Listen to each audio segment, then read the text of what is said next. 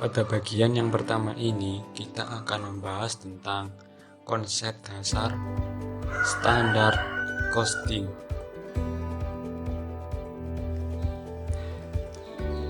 Apa itu standar costing? Standar costing adalah metode pembebanan dan pencatatan biaya produksi dengan menggunakan biaya standar yang sudah ditetapkan terlebih dahulu atau yang disebut dengan predetermined manufacturing cost. Jadi, nanti seluruh pembebanan biaya produksi dilakukan dengan menggunakan biaya standar yang telah ditetapkan terlebih dahulu. Dengan demikian, pencatatan atas biaya produksinya pun akan dilakukan dengan mendasarkan pada biaya standar tersebut. Standar biaya tersebut mencakup dua hal pokok, yaitu yang pertama standar fisik, yang kedua adalah standar harga.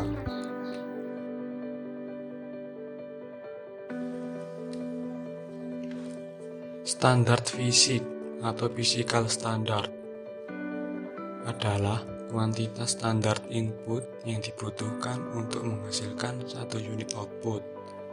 Sedangkan standar harga atau price rate standard adalah harga atau tarif standar per unit input.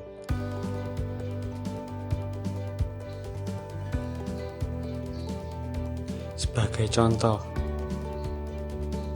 misal dalam pembuatan kursi kayu, PT ABC menyusun suatu standar bahwa untuk menghasilkan satu unit kursi diperlukan 2 meter persegi kayu. Jadi, 2 meter persegi kayu tersebut adalah standar fisik atau kuantitas untuk menghasilkan satu unit kursi. Setelah itu, misalkan untuk setiap 1 meter persegi kayu, harga belinya adalah Rp50.000.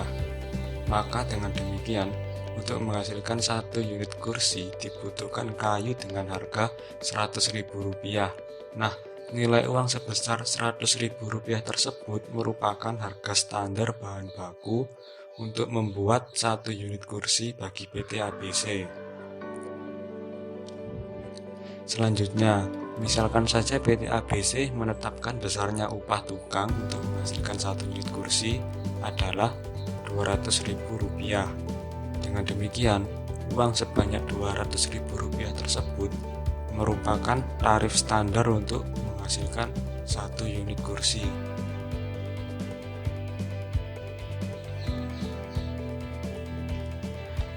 Apa saja manfaat dari standar costing? Manfaat yang pertama adalah sebagai alat perencanaan biaya dan penganggaran. Yang kedua, untuk menyederhanakan pembebanan pada setiap komponen biaya, yaitu direct material, direct labor, dan factory overhead. Yang ketiga, untuk mengendalikan penggunaan sumber daya. Yang keempat, untuk mengukur hasil kinerja. Dan yang terakhir adalah untuk menetapkan harga jual. Nah, pada bagian kedua ini kita akan membahas tentang standar costing untuk direct cost. Apa sih itu direct cost? Direct cost itu terdiri dari dua macam, direct material atau bahan baku langsung dan direct labor atau tenaga kerja langsung. Standar material dan labor biasanya didasarkan pada normal current condition yang memperhitungkan adanya perubahan yang telah diperkirakan dalam harga serta mencerminkan efisiensi yang diinginkan. Keberhasilan standar costing itu tergantung pada keandalan, akurasi, dan penerimaan terhadap standar tersebut.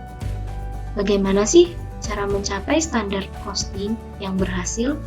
Yakni dengan membuat standar cost card, yaitu kartu yang menunjukkan biaya yang rinci untuk setiap jenis material dan operasi labor.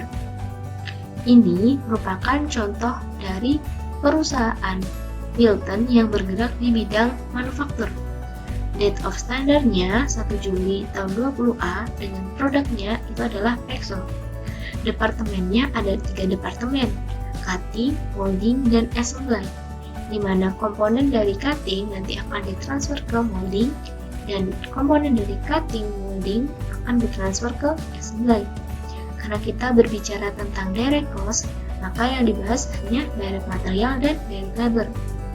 Di direct material itu ada part 134, 171, 205, dan 389.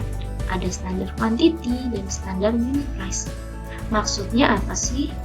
Maksudnya, untuk menghasilkan satu produk Excel, kita ambil contoh untuk part 134. Kita membutuhkan 4 kuantitas part 134 dengan standar unit price-nya 6,25 untuk menghasilkan satu produk Excel. Nah, ini dibutuhkan di departemen cutting 925. Selanjutnya, caranya sama.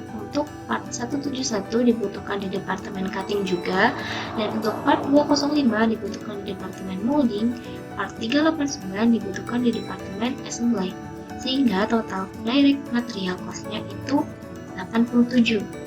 Nah, caranya juga sama untuk direct labor. Di sini ada operation, standard hours, standard rate per hours. Kita ambil contoh untuk operation 111 ya. Untuk menghasilkan satu produk Excel, kita membutuhkan 3/4 jam dari operasi 111 dengan standar rate-nya itu 13 dolar per jam. Hasilnya segini dengan total cost dari direct labor 22. Jadi, membutuhkan direct material 87 dan direct labor 22 untuk menghasilkan satu produk Excel.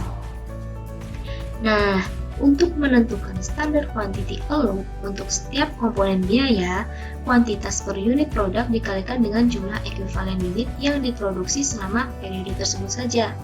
Ingat, cuma periode tersebut saja ya.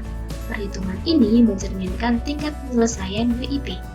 Kita asumsikan bahwa unit selesainya itu 4.200.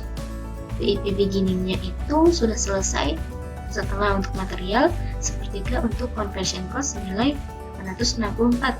WIP ending-nya selesai 100% untuk material dan 2/3 untuk conversion cost senilai 900 unit. Kita lihat data di standard cost yang sebelumnya ya. Nah, untuk menghitung equivalent unitnya itu dengan menjumlahkan unit started and complete tambah to complete WIP beginning tambah WIP ending.